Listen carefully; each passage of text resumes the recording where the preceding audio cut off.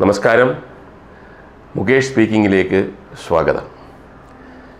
ഇന്നത്തെ വിഷയം എന്ന് പറഞ്ഞു കഴിഞ്ഞാൽ കുറച്ച് ഡേഞ്ചറസ് ആയിട്ടുള്ള ഒരു വിഷയമാണ്. അത് പറയണോ വേണ്ടയോ എന്നൊക്കെ ആദ്യം ചിന്തിച്ചു, പക്ഷേ പറയണം എന്നുള്ളൊരു തീരുമാനത്തിലാണ് അവസാനം എത്തിയത്. ഇപ്പോൾ ഞാൻ കൊല്ലം മണ്ഡലത്തിലെ MLA ആണ്. എന്നെ അത്ഭുതപ്പെടുത്തിക്കൊണ്ടുള്ള ചില സംഭവങ്ങൾ കൊല്ലത്തും കേരളത്തിലും നമ്മുടെ നാട്ടിലുമൊക്കെ നടക്കുന്നുണ്ട്. നമ്മൾ ഒരിക്കലും പ്രതീക്ഷിക്കാത്ത ഈ ജന്മത്ത് അല്ലെങ്കിൽ ഈ കാലഘട്ടത്തിലൊക്കെ ഇത്രയും മോശപ്പെട്ട രീതിയിൽ ഇത് വരും എന്ന് നമ്മൾ പ്രതീക്ഷിക്കാത്ത ഒരു സംഭവം. പല ബോധവൽക്കരണത്തിന് ശേഷവും പല നിയമ നടപടികൾക്ക് ശേഷവും എല്ലാം അങ്ങോട്ട് കൺട്രോൾ കിട്ടാതെ മുന്നോട്ട് പോകുന്നു. മറ്റൊന്നുമല്ല, മയക്കുമരുന്ന്. അപ്പം മദ്യവും മയക്കുമരുന്നും എന്ന് പറഞ്ഞു കഴിഞ്ഞാൽ ഞാനൊക്കെ സ്കൂളിലോ കോളേജിലോ ഒക്കെ പഠിക്കുന്ന സമയത്ത് ഒരു വലിയ തെറ്റ് എന്ന് പറയുന്നത് അവൻ സിഗരറ്റ് വലിക്കും കേട്ടോ. അവൻ സാധാരണ പയ്യനല്ല, സിഗരറ്റ് വലിക്കുമെന്ന് പറഞ്ഞു കഴിഞ്ഞാൽ അതൊരു ഭയങ്കര തെറ്റായിരുന്നു. പെൺകുട്ടികളോ സ്കൂളിൽ പഠിക്കുന്ന പിള്ളേരോ ഇല്ല, ഇത് കോളേജിൽ പഠിക്കുന്ന സമയത്തൊക്കെ അതൊരു ചെറിയ തെറ്റായിരുന്നു. എന്നാൽ ആ കാലത്തും ഇതൊന്ന് പരീക്ഷിക്കണമല്ലോ, എന്താണെന്ന് അറിയണമല്ലോ. അതിപ്പോൾ ഇപ്പോഴത്തെ പോലെ ഡ്രഗ്സ് ഒന്നുമില്ല. മാക്സിമം സിഗരറ്റ് കഴിഞ്ഞാൽ പിന്നെ ഒരു കഞ്ചാവ് എന്ന് പറഞ്ഞാൽ അതിപ്പം എനിക്ക് തോന്നുന്നു കഞ്ചാവൊക്കെ ഔട്ട് ഓഫ് ഫാഷനായെന്ന് തോന്നുന്നു. വേറെ കാര്യങ്ങളാണ് വരുന്നത്. അതെല്ലാം തന്നെ നമ്മൾ ഞെട്ടിക്കുന്ന തരത്തിൽ സ്കൂൾ ലെവലിൽ, കോളേജ് ലെവലിൽ, ചെറുപ്പക്കാരുടെ ഇടയിൽ ഇതിൻ്റെ ഭവിഷ്യത്തുകൾ ഏതൊക്കെ തരത്തിൽ നമ്മൾ പറഞ്ഞ് മനസ്സിലാക്കാൻ ശ്രമിച്ചെങ്കിലും പല ആൾക്കാരും അത് ചെവിക്കൊള്ളുന്നില്ല. ആ സമയത്തുള്ള ഒരു ത്രില്ല്, ഒരു സുഖം, അതിനുവേണ്ടി സ്വന്തം ആരോഗ്യവും സ്വന്തം ഭാവിയും ആ കുട്ടിയെ വെച്ചിട്ട് അവരെ മാതാപിതാക്കളുടെയും നാട്ടുകാരുടെയും അധ്യാപകരുടെയും ഒക്കെ സ്വപ്നങ്ങളും പ്രതീക്ഷകളുമൊക്കെ ഒരു പിടിവാശിയുടെ പുറത്ത് കുറച്ച് സമയത്തെ ഒരു സന്തോഷത്തിന് വേണ്ടിയോ അല്ലെങ്കിൽ ഒരു സുഖത്തിന് വേണ്ടിയോ നഷ്ടപ്പെടുത്തുന്നു എന്നുള്ളത് വലിയ ദുഃഖകരമായ അവസ്ഥയാണ്. ഈ WWE അല്ലെങ്കിൽ WWF അതുകൊണ്ടായിരുന്നു. അപ്പോൾ അവിടെ വലിയ ആചാര ബാഹുക്കളായിട്ടുള്ള, ഇപ്പം പ്രത്യേകിച്ചും സ്കൂൾ ലെവലിലും കോളേജിൻ്റെ ഒക്കെ തുടക്കകാലക്കാർക്കൊക്കെ എല്ലാവരും ആരാധകരാണ്. എനിക്കറിഞ്ഞൂടാ, ഇവരെല്ലാവരെയും പേര് കുട്ടികൾക്കറിയാം. അവർ വന്നു കഴിഞ്ഞാൽ എല്ലാവരെയും വലിച്ചെറിയുന്നു. ഭയങ്കരമായ മസിലും ഭയങ്കരമായ ബോഡിയും, ആണും പെണ്ണും. അപ്പം ഇവരുടെ ഒരു ശക്തിമാൻ, ഇവരുടെ എന്തൊരു ശക്തിയാണ്, അമാനുഷികമായ ശക്തി. ഇതെല്ലാം അതായത് കൊച്ചു കുട്ടികളെ, ആ യങ് ജനറേഷനെ ആകർഷിക്കാൻ പോകുന്ന ഒരു സംഭവമാണ്. എന്നാൽ ഒരു ചിന്ത മാത്രം, എങ്ങനെയാണ് ഇവർക്ക് മാത്രം ഇങ്ങനെ വരുന്നത്? നാച്ചുറലല്ല.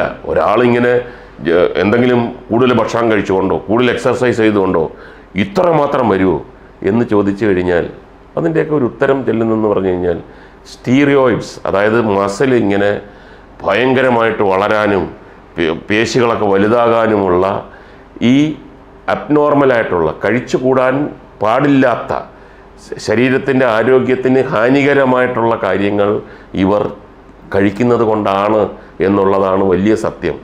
അതിനേക്കാൾ വലിയ സത്യം, ഏകദേശം ഇവരുടെ ലൈഫ് സ്പാൻ എന്ന് പറഞ്ഞു കഴിഞ്ഞാൽ 39-നും 41-നും ഇടയിലുള്ള എല്ലാ സൂപ്പർ സ്റ്റാർസും പിന്നെ കാണാറില്ല. അവർ മാരകമായ അസുഖങ്ങൾക്ക് അടിമപ്പെടുകയോ മരിച്ചു പോവുകയോ ചെയ്യുന്നു. കാര്യം ബോഡിക്ക് താങ്ങാൻ പറ്റത്തില്ല, ഹൃദയത്തിന് താങ്ങാൻ പറ്റത്തില്ല. അപ്പോൾ അങ്ങനെയുള്ള ഒരു വലിയ ഉദാഹരണം നമ്മുടെ മുമ്പിലുണ്ട്. അനാവശ്യമായിട്ട് കൂടുതൽ സുഖത്തിനും കൂടുതൽ രസത്തിനുമൊക്കെ പോകുന്നത് അബ്നോർമലാണ്. അപ്പോൾ അതെന്തുകൊണ്ട്? അപ്പം ബ്രെയിനിൽ തന്നെയാണ് അതിൻ്റെ പിടുത്തം.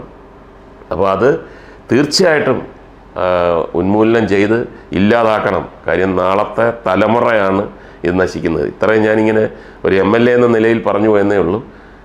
പക്ഷേ ഈ കഞ്ചാവ്, ആ സംഭവങ്ങൾ പണ്ട് മുതലേ ഞാൻ സ്കൂളിൽ പഠിക്കുമ്പോഴേ തന്നെ കഞ്ചാവ് എന്ന് പറയുന്ന ഒരു സംഭവം ഉണ്ട്. പക്ഷെ വളരെ കുറച്ച് ആൾക്കാർ മാത്രമേ ഉള്ളൂ. അപ്പോൾ ഒരു ദിവസം എൻ്റെ പെട്ടെന്നൊരു ഓർമ്മ എന്ന് പറഞ്ഞാൽ, ഞങ്ങൾ സ്കൂൾ ഫൈനൽ പഠിക്കുകയാണ്, ബോർഡിംഗ് സ്കൂളിലാണ്. അപ്പം ഫോർട്സ് ബോർഡിംഗ് എന്ന് പറഞ്ഞൊരു ബോർഡിംഗ് ഉണ്ട്. അവിടെ Titus Fernandes, John Mary Joseph Fernandes, ഇങ്ങനെയൊക്കെയുള്ള കൂട്ടുകാരന്മാർ അവരൊക്കെ പിൽക്കാലത്ത് വലിയ വലിയ ആൾക്കാരായി. അപ്പം ടൈറ്റസ് കുറച്ച് എന്താ പറയുന്നത് ബോൾഡായിട്ടുള്ള ആളാണ്. ബീഡി വലിക്കും. ബീഡി വലിക്കുന്നതിൻ്റെ പ്രധാന കാര്യം, ബീഡി സിഗരറ്റും വലിക്കും, പ്രധാന കാര്യം എന്ന് പറഞ്ഞാൽ രാത്രി ഉറക്കം വരില്ല, പഠിക്കാൻ എക്സാം ടൈമിലാണ് കൂടുതൽ. അപ്പം ഉറക്കം വരുമ്പോഴത്തേക്ക് ഒരു ബീഡിയോ സിഗരറ്റ് വലിച്ചു കഴിഞ്ഞാൽ ആ ഉറക്കം അങ്ങ് പോകും. അതുകൊണ്ട് പല ആൾക്കാരും അതിൻ്റെ ഒരു കെയർ ഓഫിൽ ബീഡി വലിക്കുക സിഗരറ്റും ഇതിൻ്റെ കെയർ ഓഫ്, അത് രാത്രി ഫുള്ളിരുന്ന് പഠിച്ചു, കുറച്ച് ബീഡി വലിക്കേണ്ടി വന്നു, അതൊരു ന്യായം കണ്ടെത്തി ഇങ്ങനെ വരുന്നുണ്ട്. അപ്പം ഞാനും ടൈറ്റസും കൂടെ ടൈറ്റസിൻ്റെ മുറിയിലിരുന്നിട്ട് ടൈറ്റസ് ബീഡി വലിക്കുന്നുണ്ട്. അപ്പം നമ്മളിങ്ങനെ പഠിച്ചുകൊണ്ടിരുന്നപ്പോഴത്തേക്ക് ഈ ജോൺ മേരി എന്ന് പറഞ്ഞ സാധു പയ്യനാണ്. അവൻ വന്നപ്പം പെട്ടെന്ന് ടൈറ്റസ് ഒരു സ്റ്റൈലൊക്കെ കാണിച്ച്, നീ എവിടെയായിരുന്നു? പെട്ടെന്ന് എനിക്ക് പറയാൻ തോന്നിയത് കഞ്ചാവാ. ഞാൻ പറയാം. അപ്പം ടൈറ്റസ് കേട്ടിട്ട് പഠിച്ച് ഇങ്ങനെ ഉറക്കം വന്നപ്പോഴത്തേക്ക് ഞാൻ ബീഡിയൊക്കെ വലിച്ച് ബോറടിച്ചതേ, ഇത് കഞ്ചാവ് ബീഡിക്കകത്ത് തിരുത്തിയിരിക്കുകയാണ്. ഇത്രയൊക്കെ പറഞ്ഞ് കേട്ടിട്ടുള്ള സംഭവങ്ങളാണ്. കഞ്ചാവൊന്നും അവിടെ ആ ഏരിയയിലില്ല. അപ്പം ടൈറ്റസ് ഒരു ആക്ടറായിട്ട് മാറി. ഇങ്ങനെ വെച്ച് വലി, അതൊക്കെ നമ്മൾ ഹരേ രാമ ഹരേഷൊക്കെ സിനിമയൊക്കെ ആ കാലഘട്ടത്തിൽ ഹിന്ദി സിനിമയിലൊക്കെ ഇങ്ങനെ കഞ്ചാവ് വലിക്കുന്നതൊക്കെ ഇങ്ങനെ കണ്ടിട്ടുണ്ട്. അപ്പോൾ അങ്ങനെ വലി. അപ്പം ആദ്യം ഇതിനെയൊക്കെ എതിർത്തെങ്കിലും ജോൺ മേരി പറഞ്ഞു, എനിക്കൊന്ന് പരീക്ഷിച്ചാൽ കൊള്ളാമെന്നുണ്ട്. ഇനി എൻ്റെ ലൈഫിൽ ചിലപ്പോൾ ഉണ്ടാവത്തില്ലായിരിക്കും, ഇതുവരെയായിട്ടും ഉണ്ടായിട്ടുമില്ല. എങ്ങനെ ഇരിക്കുന്നു കഞ്ചാവ്? ഒരു 2 പഫ് എടുത്തു കഴിഞ്ഞാൽ ഉറക്കം പോകുമോ, കൂടുതൽ കോൺസെൻട്രേഷൻ വരുമെന്നൊക്കെയാണല്ലോ പറയുന്നത്. അപ്പം ഞാൻ പറഞ്ഞു, ലോല ഹൃദയനാണ്, ഇവന് കൊടുക്കരുത്. അപ്പം കുറച്ച് കഴിഞ്ഞപ്പോഴത്തേക്ക് ടൈറ്റസ് പറഞ്ഞു, അവനും അറിയട്ടടാ മറ്റൊരു ലോകമുണ്ടെന്ന്. ഭയങ്കര ഡയലോഗൊക്കെ കൊടുത്തു. എങ്ങനെയാണ്? അപ്പം സിഗരറ്റ് പോലും വലിക്കാത്ത ആളാണ്. വലിച്ച ആദ്യത്തെ 2 എണ്ണം ചുമച്ചു പോയി, ഒരു ഇതില്ല. ഞാൻ പറഞ്ഞു, ഇങ്ങനെ വളരെ സാവകാശം വലിക്കേ, വെക്ക് ഊത്, 2 എണ്ണം വലിച്ച് മതി ഇരിക്കുക. അപ്പം ജോൺ മേരി, ഈ ലോകത്ത് എന്തെല്ലാം സംഭവിക്കും? ഞാനും ടൈറ്റസും കൂടെ നോക്കി, നമ്മൾ പ്രതീക്ഷിക്കാത്തതാണ്. ഈ പരീക്ഷ ഇത് ആരുണ്ടാക്കി? പരീക്ഷ ഇല്ലെങ്കിൽ എന്താണ് സംഭവിക്കുന്നത്? എഴുന്നേറ്റ് ടൈറ്റസിൻ്റെ ഷർട്ടിലെല്ലാം പിടിച്ചിട്ട്, ടൈറ്റസേ നീ ഒരു കാര്യം മനസ്സിലാക്കുക, ഞാനങ്ങനെ ഒരു പാവമൊന്നുമില്ല എന്ന് തോന്നുന്നു. ഇതാണ് മനഃശാസ്ത്രം എന്ന് പറയുന്നത്. ആ സാധാരണ ഒരു ബീഡി വലിച്ച് 2 പഫ് എടുത്ത് ജീവിതത്തിൽ ആദ്യമായിട്ട് കഞ്ചാവാണെന്ന് ധരിച്ചിട്ട് ബ്രെയിൻ ഒരു തമാശ കാണിക്കുകയാണ്. ജോൺ മേരി അങ്ങോട്ട് തിരിഞ്ഞു നിന്നപ്പം ഇദ്ദേഹം ടൈറ്റസ് വലിയ ഫിഗറാണ്, എണീറ്റിട്ട് കാല് മുടക്കി ഒറ്റ അടി എടുത്തിട്ട് പറഞ്ഞു, പോയി കിടന്നുറങ്ങടാ, കഞ്ചാവ് വലിച്ച് നടക്കുന്നു. അപ്പം നോർമൽ, അപ്പോൾ കഞ്ചാവ് അല്ലായിരുന്നല്ലേ. ഞാൻ പറഞ്ഞു, പിന്നെ നീ എങ്ങനെയാണ് ഒന്ന് കുഴഞ്ഞത്? അതാണ് എനിക്ക് മനസ്സിലാവാത്തത്. ഇപ്പോൾ ഒരു കുഴപ്പമില്ല. കഞ്ചാവിന് അങ്ങനെയും ഒരു മനഃശാസ്ത്രപരമായിട്ട് നമുക്ക് കഞ്ചാവ് എന്ന് പറയുന്ന ഒരു സംഭവം ചിലപ്പം വരും. അടുത്ത കഥയെന്ന് പറഞ്ഞു കഴിഞ്ഞാൽ വെരി ഡേഞ്ചറസ് കഥയാണ്. എല്ലാവരും ഒരു പരിപാടിക്ക് വേണ്ടി ജർമ്മനിക്ക് പോവുകയാണ്. അവിടത്തൊക്കെ ഈ മയക്കുമരുന്ന്, മദ്യം പിന്നെ അവിടെ എല്ലാം ഫ്രീ ആണ്. മയക്കുമരുന്ന്, കഞ്ചാവ്, ഇങ്ങനെയൊക്കെയുള്ള കാര്യങ്ങൾക്ക് ഭയങ്കര ശിക്ഷയാണ്, ഭയങ്കരമായ കുഴപ്പമാണ്. അപ്പോൾ എല്ലാവരും എയർപോർട്ടിൽ വന്നിറങ്ങി. മേക്കപ്പ് മാൻ, നെടുമുടി വേണിച്ചേട്ടൻ, വേറെ ആർട്ടിസ്റ്റുകൾ. വേണിച്ചേട്ടനാണ് അതിൻ്റെ മെയിനായിട്ട്, അതുകൊണ്ടാണ് ഞാൻ വേണിച്ചേട്ടൻ്റെ പേര് പറയുന്നത്, ഓർത്ത് വന്നത്. അത് അദ്ദേഹമാണ് പറഞ്ഞത്. ഇങ്ങനെ വന്ന് എല്ലാവരും ഭയങ്കര പെട്ടിയൊക്കെ ഇങ്ങനെ, കുറച്ച് പേരെ പെട്ടി വന്നു, കുറച്ച് പേരുടെ വരാനുണ്ട്. അപ്പോൾ ദൂരെ നിന്ന് ഇത്രയും പൊക്കമുള്ള ഒരു 2-3 പട്ടികൾ, അൾസേഷൻ നായികൾ വന്നു. സ്നിഫേഴ്സാണ്. കാര്യം മനുഷ്യർക്ക് ഇപ്പോൾ എല്ലാം തുറന്നു നോക്കാക്കത്തില്ലല്ലോ. ഇവർ വന്ന് ഓരോ പെട്ടി ഇങ്ങനെ മണത്ത് നോക്കും. ഏതെങ്കിലും തരത്തിലുള്ള, ഇതെല്ലാം ട്രെയിൻഡാണ്. അതും ജർമ്മനിയിലൊക്കെ ഇതിൻ്റെ ഏറ്റവും ബെസ്റ്റ് ട്രെയിനിങ് കിട്ടുന്ന സ്ഥലമാണ്. അപ്പോൾ ഇങ്ങനെ അവിടുന്ന് ദൂരെ നിന്ന് ഇങ്ങനെ മണപ്പിച്ച് ഇങ്ങനെ വരുന്ന കണ്ടപ്പോഴത്തേക്ക് നെടുമുടി വേണു ചേട്ടൻ്റെ അടുത്ത് ആ മേക്കപ്പ് ഡിപ്പാർട്ട്മെൻറ്റിലുള്ള ഒരു പയ്യൻ ചേട്ടാ, അപ്പം വേണുചേട്ടൻ ചോദിച്ചു എന്താണ്? ചെറിയൊരബദ്ധമുണ്ട്, ചെറിയൊരബദ്ധം. എന്താണെന്ന് കാര്യം പറ. അത് ഞാൻ എൻ്റെ വീട് ഇടുക്കിയിലാണല്ലോ, ഞാൻ പെട്ടെന്ന് ഇങ്ങനെ ഇവർ വിളി വന്നപ്പോഴത്തേക്ക് ഞാൻ കയറി ഇത് ഒന്ന് റെഡിയാക്കിയിട്ട് പോകാൻ, ഞാൻ ഇപ്പം ഇത്രയും പെട്ടെന്ന് ഇങ്ങോട്ട് വരണമെന്ന് ഞാൻ അറിഞ്ഞില്ല. നീ കാര്യം പറ, എന്തായാലും വന്നല്ലോ. അല്ല, ആ ഇരിക്കുന്ന പെട്ടിയിൽ സ്വല്പ കഞ്ചാവിരിപ്പുണ്ട്, ഈ പട്ടി വരുന്നുണ്ടല്ലോ, അത് മണപ്പിച്ച് പെട്ടെന്ന് വേണിച്ചേട്ടൻ, കാര്യം ഗ്രൂപ്പിലുള്ള ഒരാൾ പെട്ടിയിൽ കഞ്ചാവോ എന്തെങ്കിലും കുഴപ്പമുള്ളതാണെങ്കിൽ ഈ ഗ്രൂപ്പ് ഒരു പ്രോഗ്രാമും നടക്കത്തില്ല, ഷൂട്ടിങ്ങും നടക്കത്തില്ല, എല്ലാവരും എന്ന് പുറത്തിറങ്ങുമെന്ന് അറിഞ്ഞൂടാ. അപ്പം വേണിച്ചേട്ടൻ ഇതാരടുത്തും പറയാൻ, അതിനകത്ത് സ്ത്രീകളുണ്ട് ഗ്രൂപ്പിൽ. അയ്യോ നീ എന്ത് ചേട്ടാ പറ്റിപ്പോയി, ഇനിയിപ്പോൾ എന്താ ചെയ്യാനൊക്കെ, ഇതിപ്പോൾ തുറന്ന് കളയാനും പറ്റത്തില്ല, ഇവിടെ എല്ലാവരും നിൽക്കില്ലേ പോലീസ്, എനിക്ക്. അപ്പം വേണിച്ചേട്ടൻ പറഞ്ഞ് നീ ഇങ്ങനെ പരിഭ്രമിച്ച് കുളവാക്കണ്ട, നീ നില്ല് എന്ന് പറഞ്ഞിട്ട് ഇവനെ ഒന്ന് ധൈര്യപ്പെടുത്തി. നീ എല്ലാം നമുക്ക് ശരിയാക്കാം എന്ന് പറഞ്ഞിട്ട് പുള്ളി നോക്കുമ്പം ആ കൂടെ പറയാൻ കുറച്ചെങ്കിലും പറ്റുന്ന ഒരാൾ ഞാനാണ്. ബാക്കി കുറച്ച് പ്രായം ചെന്നവരും സ്ത്രീകളും കൂട്ട നിലവിളിയും കാര്യങ്ങളും. മാത്രമല്ല ഇവനുമായിട്ട് ഞങ്ങൾക്ക് ഒരു ബന്ധവും ഇല്ലെന്ന് പറഞ്ഞാൽ പിന്നെ ഇവൻ സത്യം പറഞ്ഞു കഴിഞ്ഞാൽ പുറം ലോകം കാണില്ല. അപ്പോൾ എല്ലാവരോടും ഒന്ന് ഞങ്ങൾ ഇത് ചീറ്റിങ് എന്നൊക്കെ പറഞ്ഞ് നിൽക്കാം എന്നൊക്കെ പ്രതീക്ഷിച്ച് നിൽക്കുകയാണ്. എൻ്റെ അടുത്ത് പറഞ്ഞു. ഞാൻ പറഞ്ഞു ചേട്ടാ വളരെ സീരിയസ് ആണ്. അപ്പം ആ പയ്യനെ നോക്കിയപ്പോൾ അവൻ ഇങ്ങനെ തൊഴുതുകയാണ്, എന്താ ചെയ്യുന്നത്. അപ്പം ഞാൻ മേടിച്ചേട്ടൻ എന്താ പറഞ്ഞു, നമ്മളെല്ലാവരും ഒന്നിച്ച് ഫൈറ്റ് ചെയ്യണം, അത് പിന്നെ ഒറ്റയ്ക്കൊറ്റയ്ക്ക് വിട്ട് കഴിഞ്ഞാൽ ശരിയാകത്തില്ല. നമ്മളറിഞ്ഞില്ല ഇത് അവിടെ വെച്ച് തന്നെ ഇവൻ്റെ ശത്രുക്കളാരോ ഒരു പാക്കറ്റ് അതിനകത്ത് ഇട്ടതാണ്, ഇത് ലോക്കൊന്നും ചെയ്തിട്ടില്ല, ഇങ്ങനെ ഇത് വിട്ട് അടച്ചേ ഉള്ളെന്നൊക്കെ പറഞ്ഞു നോക്കാം. പട്ടി അടുത്ത് വന്നു. വളരെ ജീവിതത്തിൽ വളരെ ചുരുക്കം ചില സന്ദർഭങ്ങളിൽ മാത്രമാണ് ഇത്രമാത്രം ഈ ഹൃദയം ഇടിക്കുന്നത് നമുക്ക് കേൾക്കുന്നത്. അറിയാവുന്ന ഈ ഞങ്ങൾ 3 പേർക്കും മാത്രമേ അറിയാവൂ. ബാക്കി എല്ലാവർക്കൊക്കെ ഭയങ്കര സന്തോഷവും ചിരിയും ബഹളവും. ഇത് പട്ടി കേട്ടോ, ഇത് പിന്നെ മറ്റേ ഏതോ സിനിമയിൽ പട്ടി വന്നതുപോലെയാണ്. പട്ടിയുടെ കഥ പറയുന്നു, പട്ടിയുടെ ബുദ്ധിയെപ്പറ്റി പറയുന്നു, സാമർത്ഥ്യത്തെപ്പറ്റി പറയുന്നു, പട്ടിയുടെ സ്നേഹത്തെക്കുറിച്ച് പറയുന്നു. പട്ടി ഇങ്ങനെ വന്നിട്ട് ഇവൻ്റെ പെട്ടിയുടെ അവിടെ വന്നിട്ട് ഇങ്ങനെയൊക്കെ നോക്കി. ഫിനിഷ്ഡ്. ഞാനിങ്ങനെ നിൽക്കുകയാണ്. ഇപ്പം ഈ ചിരി ഒരു പൊട്ടിക്കരച്ചിലായി മാറാൻ പോവുകയാണ് എല്ലാവരുടെയും.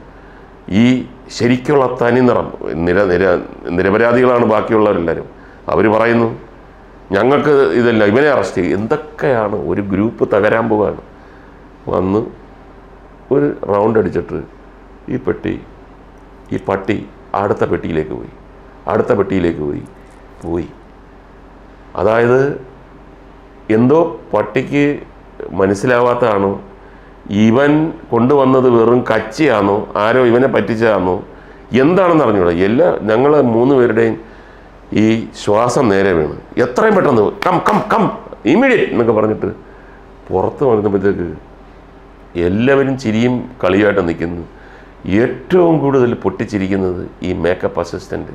ഞാൻ പറഞ്ഞു ചിരിച്ചോടാ, കാണാമായിരുന്നു ഇപ്പോൾ എല്ലാം. അതല്ല ഏട്ടാ, ഞാൻ ചിരിച്ച അതല്ല, നമ്മൾ രക്ഷപ്പെട്ട്, ഞാൻ കാരണം ഇതെല്ലാം സംഭവിച്ചേനെ.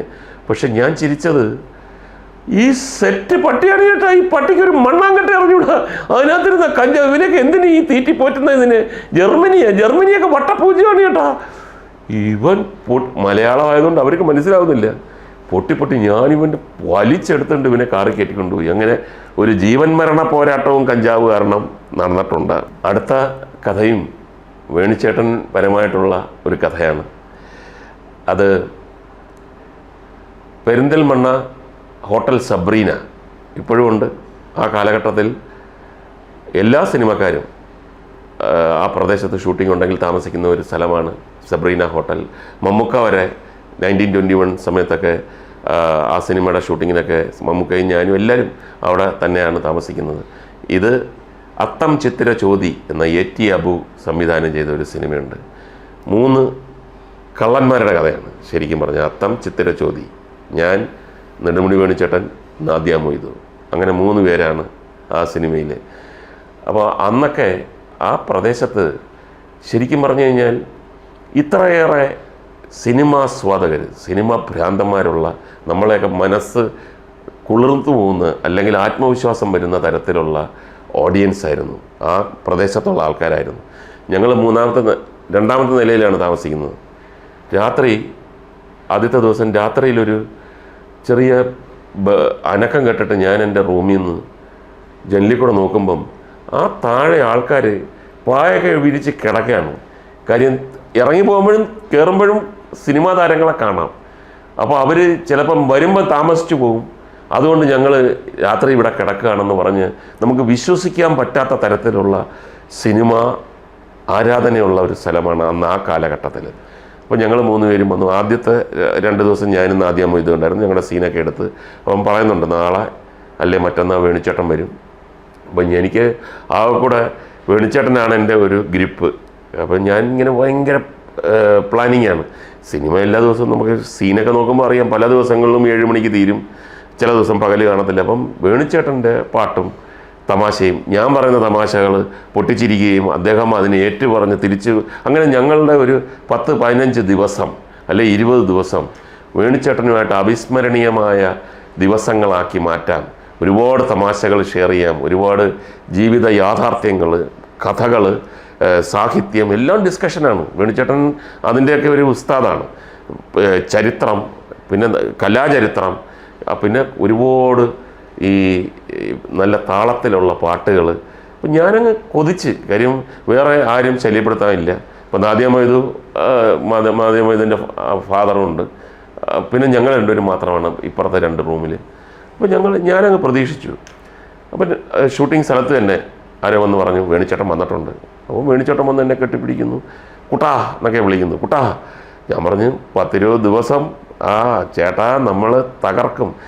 പിന്നെ നമുക്ക് നേരത്തെ ഷൂട്ടിംഗ് വരുന്ന ദിവസം ചില സ്ഥലങ്ങളിലൊക്കെ പോകാനുണ്ട്, ചില ക്ഷേത്രങ്ങൾ, തിരുമാന്താംകുന്ന് ഇവിടെ നിന്ന് അടുത്താണ്, പിന്നെ അവിടെ പോകണം, ഇവിടെ പോകണം, ഇതിൻ്റെ ഒറ്റപ്പാലം അവിടെ പോകണം, 1-2 ആൾക്കാരെ ഷൊർണൂർ കാണാൻ, എല്ലാം അടുത്തടുത്ത സ്ഥലങ്ങളാണ്. പെരിന്തൽമണ്ണയിലാണ് നമ്മുടെ താമസമെങ്കിൽ ഞാൻ പറഞ്ഞു ആയിക്കോട്ടെ. അപ്പം എനിക്കങ്ങ് ഭയങ്കര സന്തോഷമായി. ഷൂട്ടിങ് നടന്നുകൊണ്ടിരിക്കുന്നു. വേണിച്ചേട്ടൻ അവസാനം വന്നതുകൊണ്ട് വേണിച്ചേട്ടൻ, ഞാനില്ലാത്തൊരു സീൻ വേണിച്ചേട്ടനുണ്ട്. എനിക്ക് ഒരു 6:30 മണിയായപ്പോൾ തീർന്നു. അപ്പോൾ ഞാൻ വേണിച്ചേട്ടൻ്റെ അടുത്ത് നിന്ന് പറഞ്ഞു, ചേട്ടാ ഞാൻ പോയി കുളിച്ച് റെഡിയായി നിൽക്കാൻ, ചേട്ടൻ ഒരു സീനേ ഉള്ളൂ, ഞാൻ കണ്ട് ചെറിയ സീനാണ്, അത് കഴിഞ്ഞ് ചേട്ടനങ്ങ് വരണം. ഓ, ഞാൻ പോകുന്നു, കുളിച്ച് റെഡിയായി ഇങ്ങനെ വെയിറ്റ് ചെയ്യാൻ. അപ്പോൾ ഒരു കാർ വന്ന് നിൽക്കുന്നു, ആളുകൾ ഒരു ബഹളം, ഓ എന്ന് പറഞ്ഞു. താഴെ എല്ലാവരും വെയിറ്റിംഗാണ്. അവൻ വേണിച്ചേട്ടൻ ആരൊക്കെയോ സഹായിച്ച് വേണിച്ചേട്ടൻ അതിനകത്തോട്ട് കയറി മുകളിൽ വരുന്നു. അപ്പം എൻ്റെ അടുത്ത് പറഞ്ഞു ഞാൻ ഒന്ന് ഫ്രഷ് ആവട്ടെ, റെഡി ആവട്ടെ, രാവിലെ തിരിച്ചല്ലേ. ഞാൻ പറഞ്ഞു ആയിക്കോട്ടെ. 15 മിനിറ്റ്. ഓക്കെ, 15 മിനിറ്റായി, 20 മിനിറ്റായി, അരമണിക്കൂറായി. ഞാൻ പറഞ്ഞു ഈ ചേട്ടൻ എന്ത് പണിയാണ് കാണിക്കുന്നത്? 15 മിനിറ്റ് എന്ന് പറഞ്ഞിട്ട് ഇപ്പോൾ എത്ര, എനിക്ക് ഭയങ്കരമായ ഒരു ബോറടിയായി. അങ്ങനെ ഞാൻ ചെന്നപ്പോഴത്തേക്ക് റൂമിൽ ആളുണ്ട്. ഇങ്ങനെ കതവിങ്ങനെ കുറച്ച് ചാരി വെച്ചിട്ടുണ്ട്. അപ്പം ഞാൻ ചെന്ന് കതവിൽ കൂടി ഇങ്ങനെ നോക്കിയതും എന്നെ എക്സ്പെക്റ്റ് ചെയ്യാണ് വേണിച്ചേട്ടൻ കയറി വാ എന്ന് പറഞ്ഞു. അപ്പോൾ ഞാൻ ചെന്നപ്പം എനിക്ക് ഒരു പരിചയമില്ലാത്ത ഒരു 6-7 പേരിരിപ്പുണ്ട്. അവരും വേണിച്ചേട്ടനുമായിട്ട് ഭയങ്കര എന്തോ ഗഹനമായ വിഷയം സംസാരിച്ചുകൊണ്ടിരിക്കുകയാണ്. അത്ഭുതകരമായിട്ട് ഈ വന്ന 7 പേർക്കും ഞാൻ വന്നത് ഇഷ്ടപ്പെട്ടില്ല. അവരുടെ ഒരു സംസാരം മുറിഞ്ഞു പോവുകയോ അനാവശ്യമായിട്ടുള്ള ഒരാൾ ഇതിനകത്ത് കയറി വന്നതിലുള്ള ഒരു മേടിച്ചിട്ട് അറിഞ്ഞൂടെ, ഇവൻ മുകേഷ് എന്നെ കൂടെ അഭിനയിക്കുന്നുണ്ട്, ഇപ്പം കയറി വരുന്ന ഒരാളാണ്. ഹായ്, 2-3 പേര് ഒരു ഹായും ഇല്ല. അപ്പോൾ എല്ലാവരും ഒരു ജുബായും, കുറേ പേർക്ക് താടിയുണ്ട്, കുറേ പേര് സഞ്ചിയുണ്ട്. അപ്പം ഞാൻ വേണിച്ചേട്ടൻ പറഞ്ഞു നീ ഇരി. ഞാൻ ഒന്നിരുന്ന്. അപ്പോൾ ഇവർ ഏതോ കാലത്തെ ഏതോ ഒരു എമ്പ്രാന്തിരിയെക്കുറിച്ചുള്ള അദ്ദേഹം നേരിട്ട് കണ്ടിട്ടുള്ള, അവിടെ പോയിട്ട് ഇൻട്രസ്റ്റിംഗ് അല്ല കഥകൾ ഈ പറയുന്നതെന്ന് പറഞ്ഞാൽ, അദ്ദേഹം ഇങ്ങനെ അമ്പലത്തിൽ പോയിട്ടുണ്ട്, തിരിച്ച് വീട്ടിൽ വന്നു. അദ്ദേഹത്തിൻ്റെ ബാക്കിൽ അദ്ദേഹത്തിൻ്റെ കുറേ കൃഷിയിടങ്ങളുണ്ടായിരുന്നു, അവിടെ ഇങ്ങനെ കൃഷി ചെയ്തു. അങ്ങനെ ഒരു ദിവസം വളരെ പ്രയാസപ്പെട്ടാണ് അവസാനം അന്ത്യകാലങ്ങളെല്ലാം അപ്പം ഞാൻ എന്താണോ പ്രതീക്ഷ, ഇവരിരുന്നാലും എനിക്ക് പ്രശ്നമില്ല, പക്ഷേ എന്നാൽ ഞാൻ എന്താണോ പൊട്ടിച്ചിരിയും തമാശയും പാട്ടും വേണമെങ്കിൽ ഒത്ത ഡാൻസും ഒക്കെ പ്ലാൻ ചെയ്ത് വന്നിട്ട് ഇവർ നേരെ ഓപ്പോസിറ്റായിട്ടുള്ള ഒരു പോക്കാന്ന് കണ്ടപ്പോൾ ഞാൻ പതുക്കെ എഴുന്നേറ്റ് ഞാൻ പറഞ്ഞു, ചേട്ടാ ഒരു മിനിറ്റ്. എന്താ കുട്ടാ? ഞാൻ പറഞ്ഞു, ബാ പുറത്തോട്ട്. ഞാൻ പറഞ്ഞു, എന്തുവാ കേട്ടാ ഇത്, നമുക്ക് ഒരു പരിചയമില്ലാത്ത, അതുമല്ല അവരുടെ വിഷയവും കാര്യങ്ങളുമൊക്കെ എന്ന് പറഞ്ഞു കഴിഞ്ഞാൽ, മോനെ കുട്ടാ നീ അത് മാത്രം പറയരുത്, ഇങ്ങനെയുള്ള ആൾക്കാരും കൂടെ ചേർന്നാണ് നമ്മളെ നിലനിർത്തുന്നത്. ഇത് പബ്ലിക്കാണ്. നമ്മൾ പബ്ലിക്കിൽ നമ്മളെ കാണുമ്പോൾ കൈയടിക്കുകയും ഇപ്പോൾ പുറത്ത് നമ്മൾ കണ്ട ആൾക്കാർ മാത്രമല്ല, ഇവരൊക്കെ ബുദ്ധിജീവികളാണ്. ഇവരൊക്കെ സാഹിത്യത്തെക്കുറിച്ചും കലയെക്കുറിച്ചും ചരിത്രത്തെക്കുറിച്ചും ഒക്കെ അറിയാവുന്നവരാണ്. ഇവരുമായിട്ട് മിങ്കിൾ ചെയ്യുമ്പോഴാണ് ഒരു കലാകാരൻ്റെ ജീവിത സാഫല്യം, കലാകാരൻ്റെ അറിവ്, കലാകാരൻ്റെ അനുഭവങ്ങൾ അത് പങ്കുവെക്കുമ്പോഴാണ് നമ്മൾ പൂർണ്ണതയിലേക്ക് ചെല്ലുന്നത്. ഭയങ്കര ഇത്ര വികാരാധീനായിട്ട് ഞാൻ വേണിച്ചേട്ടനെ കണ്ടിട്ടില്ല. ഞാൻ പറഞ്ഞു, ചേട്ടാ ഞാൻ കുറേ സമയം ഇരുന്നില്ലേ, നമുക്ക് എന്തെങ്കിലും തരത്തിൽ വേണിച്ചേട്ടനെങ്കിലും ഒന്ന് ഉണർന്നിരുന്നെങ്കിൽ. അല്ലല്ല, അവർക്ക് പറയാനുള്ളത് നമ്മൾ ലിസണേഴ്സ് ആയിരിക്കണം. ഞാൻ പറഞ്ഞു, അങ്ങനെ ലിസണേഴ്സ് ആവാൻ പറ്റുമോ? ചേട്ടനെ പോലെയുള്ള ഒരാളുടെ കൂടെ സമയം ചെലവഴിക്കാം, ചേട്ടൻ്റെ കാര്യങ്ങളൊക്കെ കേൾക്കാം, അത് ഭയങ്കര രസമായിട്ടുള്ള കാര്യങ്ങൾ പറയാമെന്ന് പറയുമ്പം ഇങ്ങനെ ഏതോ ഒരു കാലത്ത് ജീവിച്ചിരുന്ന ഒരാളിന് സംഭവബഹുലമാണെങ്കിലും വേണ്ടില്ല അതിങ്ങനെ, പിന്നെ ആ റൂം മുഴുക്ക പുകയും മറ്റേതും മറിച്ചതുമൊക്കെ എന്താണ് ചേട്ടാ, നിനക്കത് മനസ്സിലാവത്തില്ല. എടാ ഇവരാണ് യഥാർത്ഥത്തിൽ നമ്മളുടെ കലയുടെ സ്പന്ദനങ്ങൾ, നാടിൻ്റെ സ്പന്ദനം ഇവരിലൂടെ. ഞാൻ ചേട്ടാന്നില്ലേ, ഇന്നത്തെ ദിവസം പോട്ടെ, നാളെ ഉണ്ടാകുമോ ഇവർ? ഇല്ലല്ല, നാളെ എന്ന് പറഞ്ഞാൽ ഇവരൊക്കെ എല്ലാവർക്കും ഓരോരോ ജോലികളാണ്. നമ്മൾ കണ്ടിട്ട് വലിയ ജോലിയൊന്നും ഉള്ളവരായിട്ട് തോന്നുന്നില്ല. അപ്പം അകത്തോട്ട് ഇവർ ഓർഡർ ചെയ്ത കുറച്ച് ഫുഡ് വരുന്നുണ്ട്. ഫുഡെന്ന് പറഞ്ഞാൽ വലിയ ചിക്കനും മട്ടണമൊന്നുമല്ല, ചെറിയ ഫുഡും അതിൻ്റെ കൂടെ ബോട്ടിലും കൊണ്ടുവരുന്നുണ്ട്. അപ്പോൾ ഞാൻ പറഞ്ഞു, ഇവരുടെ കൂടെ ഒക്കെ ഇരുന്ന് മദ്യപിച്ച് കഴിഞ്ഞാൽ ചേട്ടാ ഡ്രൈ ആയി പോകും, ഞാനങ്ങ് റൂമിൽ പോകാം, നാളെ ഇന്നത്തെ ദിവസം പോട്ടെ. പോയി ഞാൻ ഒറ്റയ്ക്ക് കിടന്നുറങ്ങി. എന്തോ ചെയ്യാനൊക്കെ. പിറ്റേ ദിവസം ഞാൻ അവിടെ ചെന്ന് ഷൂട്ടിംഗ് സ്ഥലത്ത് ചെന്നപ്പോൾ ഞാൻ കുറച്ച് പരിഭവം പറഞ്ഞു, ചേട്ടാ എന്തുമായിട്ട്. മോനെ കുട്ടാ, നിനക്കറിഞ്ഞൂടാ, നീ ചെറുപ്പമാണ്, അത് മനസ്സിലാക്കണം. അവർ ഈ നാടിൻ്റെ സ്പന്ദനങ്ങളാണ്, അവരിലൂടെ നമ്മൾ പല കാര്യങ്ങളും നമ്മൾ മനസ്സിലാക്കണം. അതാണ് ഒബ്സർവേഷൻ ഒരു കലാകാരൻ്റെ. ഞാൻ പറഞ്ഞു, ശരി വിട്, ഇന്ന് വൈകുന്നേരം ചേട്ടനെ കിട്ടുമല്ലോ. Oh sure. ചേട്ടന് നേരത്തെ തീർന്നു. ഞാനും നാദിയ മൊയ്തും കൂടെ എന്തോ ഒരു പുഴയുടെ വക്കിൽ ഉള്ള ഒരു നൈറ്റ് സീനുണ്ട്. അപ്പോൾ പുഴ വക്കിലെന്ന് പറഞ്ഞാൽ നമ്മൾ കണ്ടുപിടിച്ചിട്ടില്ല, അവർ പോയിട്ടേ ഉള്ളൂ. ഏതോ ഒരു സ്ഥലം കണ്ടുപിടിച്ചു. ശരി, അവിടെ ചെന്നപ്പം ഞങ്ങൾക്ക് രണ്ടുപേർക്കും നിൽക്കാൻ സ്ഥലമില്ല. അവിടെ മുഴുക്ക ജനസമുദ്രം. അപ്പം ഞാൻ ഡയറക്ടറടുത്ത് പറഞ്ഞു, ഇതിപ്പോൾ കണ്ടുപിടിച്ചതല്ലേ ഉള്ളൂ കുറച്ച് മുമ്പേ, ഇത്ര ആളുകൾ ഇവിടെ നിന്ന് വരുന്നു. അപ്പം അത് ഇപ്പം അതിൻ്റെ രഹസ്യം ഇപ്പോഴാണ് നമ്മൾ കണ്ടുപിടിച്ചത് മുകേഷേ. ഞാൻ ചെന്താ, അപ്പോൾ ഇവിടെയുള്ള ഈ ട്രക്കർ, ടെമ്പോ, ഇങ്ങനെയുള്ള സ്ഥലങ്ങൾ, ഇങ്ങനെയുള്ള ആൾക്കാരെല്ലാവരും കാര്യം അവർക്ക് നല്ല കൊയ്ത്താണ്. ഈ പ്രൊഡക്ഷൻ മാനേജറെ വെച്ചിട്ട് ഇവർ സ്ഥലം എവിടെയാണെന്ന് അറിഞ്ഞതിന് ശേഷം ഓരോ ജംഗ്ഷനിലും ചെന്നിട്ട് ആ ഷൂട്ടിംഗ് പ്ലേസ്, ഷൂട്ടിംഗ് സ്ഥലം കാണാം, ഷൂട്ടിംഗ് സ്ഥലം കയറുക. ആളുകൾ തള്ളി കയറുകയാണ്. കാര്യം ഇവർ അങ്ങനെ കൊണ്ടിറക്കുക, അടുത്ത ട്രിപ്പ്. ഇങ്ങനെയുള്ള ആൾക്കാരാണ്. നമുക്ക് എന്ത് ചെയ്യാനൊക്കും? അങ്ങനെ പ്രതീക്ഷിച്ചതിനെ കാട്ടിയും കുറച്ച് താമസിച്ചു. അവിടെ ചെന്ന് എൻ്റെ മനസ്സ് മുഴുക്ക ഇദ്ദേഹത്തിൻ്റെ ചില പാട്ടുകൾ കൊണ്ട് വടക്കത്തീ എന്നൊക്കെ പറഞ്ഞിട്ടൊന്ന് ആട്ടിച്ച് പൊളിച്ച്, പിന്നെ തകരയിലെ പാട്ട്. അല്ല, വേണിച്ചേട്ടനെ പറയുകയാണെങ്കിൽ ഇങ്ങനെ അവസാനമില്ല. ഇങ്ങനെ പല പല പല പല പല കഥകൾ ഇങ്ങനെ വന്നുകൊണ്ടിരിക്കും. ഇതൊക്കെ നമ്മുടെ ഗുരുക്കന്മാരുടെ ഇടയിലുള്ള ആളാണ് വേണിച്ചേട്ടനൊക്കെ. അപ്പോൾ ഞാൻ പോയി ഇദ്ദേഹത്തിൻ്റെ വീട് പിന്നെ റൂം കുറച്ച് ഇങ്ങോട്ട് മാറിയാൽ ഞാൻ ഓടിപ്പോയിട്ട് കുളിച്ച് റെഡിയായി വന്നപ്പോൾ കഥവ് ഇങ്ങനെ ചെറുതായിട്ട് ചാരിയിട്ടേ ഉള്ളൂ. അപ്പം ഞാൻ വിചാരിച്ചു, എനിക്ക് വേണ്ടി വെയിറ്റ് ചെയ്ത് പുള്ളി ഇപ്പം ദേഷ്യപ്പെട്ട്, എന്തുവാടാ നീ ഇത്ര ഒരു ചെറിയ സീനെന്ന് പറഞ്ഞിട്ട് എവിടെ ആയിരുന്നടാ എന്നൊക്കെ പറഞ്ഞ് അതിൻ്റെ പുറത്ത് തമാശയൊക്കെ പറഞ്ഞ് അവിടെ ഇരുന്ന് ഭക്ഷണം റൂമിലേക്ക് എടുക്കാം എന്നൊക്കെ ഇങ്ങനെ ചെന്ന് നോക്കുമ്പോൾ ആദ്യം ഞാൻ കാണുന്നത് കട്ടിലിൻ്റെ പുറത്തൊരു സഞ്ചി ഇരിക്കുന്നതാണ്. ഞാൻ പറഞ്ഞു, ഇന്നലത്തെ ഏതോ ഒരാൾ സഞ്ചി എടുക്കാൻ മറന്നു. കുറച്ചുകൂടെ തുറന്നു നോക്കുമ്പം ഇന്നലത്തെ വന്നതിനേക്കാൾ കൂടുതൽ ആൾക്കാർ. വേണിച്ചേട്ടൻ അവിടെ ഒരു കസേരയിലിങ്ങനെ എന്നിട്ട് ഇവർ വേറെ ഏതോ ഒരു സ്ഥലത്ത് ഒരു തമിഴനായിട്ടുള്ള ഒരു നാദസ്വര വിദ്വാൻ്റെ ഫാമിലി മാറ്റർ പറഞ്ഞുകൊണ്ടിരിക്കുകയാണ്. നമുക്ക് അദ്ദേഹത്തെ ഒന്ന് രക്ഷിക്കണം, അദ്ദേഹത്തിന് ഇപ്പം പരിപാടിയൊന്നുമില്ല, ഇവിടുന്ന് അങ്ങോട്ട് പോയി പഠിച്ചതാണ് അവിടെ, അത് ഇവിടെ നമ്മൾ ചില പ്രോഗ്രാംസ് എല്ലാം വേണിച്ചേട്ടനും കൂടെ വിചാരിച്ചാൽ അദ്ദേഹത്തിനെ ഒന്ന് രക്ഷിക്കാം, നല്ല കലാകാരനാണ്. അപ്പം വേണിച്ചേട്ടൻ പിന്നെന്ത് നാദസ്വരം എന്നൊക്കെ പറഞ്ഞു കഴിഞ്ഞാൽ തമിഴ്നാട്ടിലല്ലേ അതിൻ്റെ ഒരു കോട്ട, അവിടെ തന്നെ ഇല്ലെന്ന് പറഞ്ഞു കഴിഞ്ഞാൽ അദ്ദേഹത്തിന് ചാൻസ് ഇല്ലെന്ന് പറഞ്ഞാൽ അത് അദ്ദേഹം എല്ലാ സ്ഥലത്തും പോകത്തില്ലല്ലോ, അദ്ദേഹത്തിന് ഇഷ്ടമുള്ള എന്നൊക്കെ പറഞ്ഞിട്ട് ഞാൻ ചെന്ന് പറഞ്ഞു കുട്ടാ വാ കുട്ടാ ഇരി കുട്ടാ. അപ്പം ഞാൻ പറഞ്ഞു ഒരു മിനിറ്റ് എന്നീ പറയാൻ പോകുന്നത് എന്താണെന്ന് എനിക്കറിയാം. ഞാൻ തിരിഞ്ഞിങ്ങനെ നോക്കിയപ്പോൾ ഇവർ മാരണം വന്ന് ഇയാൾക്കൊന്നും വേറെ പണിയില്ലേ. അപ്പോൾ അവിടെ വലിച്ച് തള്ളുവാണ്. അതിനകത്ത് കഞ്ചാവുണ്ടോ, ഈ സാധാരണ ബീഡിയാണോ സിഗരറ്റാണോ ഒന്നും നമുക്ക് അറിഞ്ഞൂടാ. പക്ഷേ ആ ഫേസും ആ രീതിയൊക്കെ കണ്ടു കഴിഞ്ഞാൽ കഞ്ചാവാകാനാണ് സാധ്യത എന്നത് തോന്നും. പക്ഷെ വേണിച്ചേട്ടൻ നല്ല ഫ്രഷായിട്ട് ഇങ്ങനെ ഇരിക്കുക. ഞാൻ പറഞ്ഞു ചേട്ടാ ഒരു അത്യാവശ്യ കാര്യം, നാളെ ഷൂട്ടിങ്ങിൻ്റെ കാര്യമാണ്. ഞാൻ അതാ ഒരു മിനിറ്റ്. ഞാൻ പുറത്തിറങ്ങിയിട്ട് പറഞ്ഞു ചേട്ടാ എന്താ ചേട്ടാ ഇത്, നമ്മളെന്താ ഇത് ഞാൻ ഇങ്ങനെയാണെന്ന് ഞാൻ ഇല്ല കേട്ടോ, എനിക്ക് ഭയങ്കര നിരാശയായിപ്പോയി.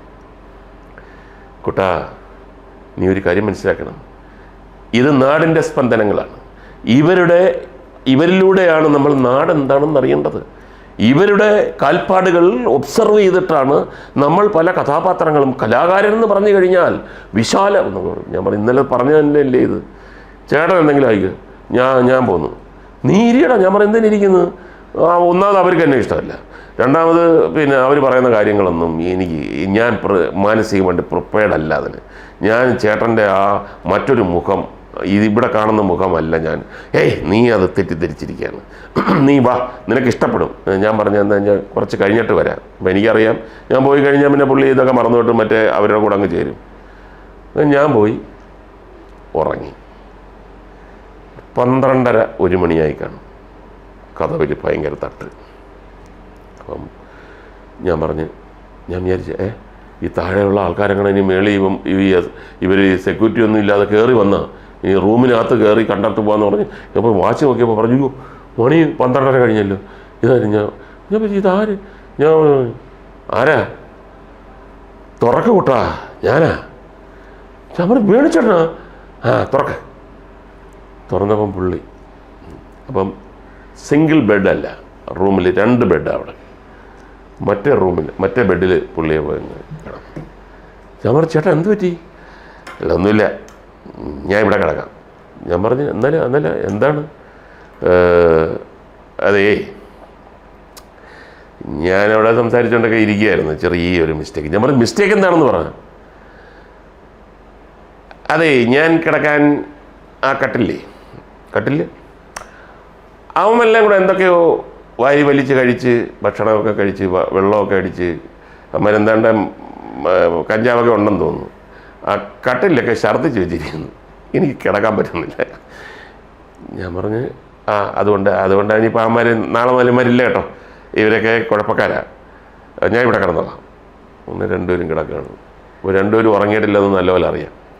അപ്പം ഞാൻ പറഞ്ഞ് അല്ല ഇവർ സ്പന്ദനങ്ങളല്ലേ ഇപ്പോൾ, നാടിൻ്റെ സ്പന്ദനങ്ങൾ എന്ന് പുള്ളി അനക്കമില്ല.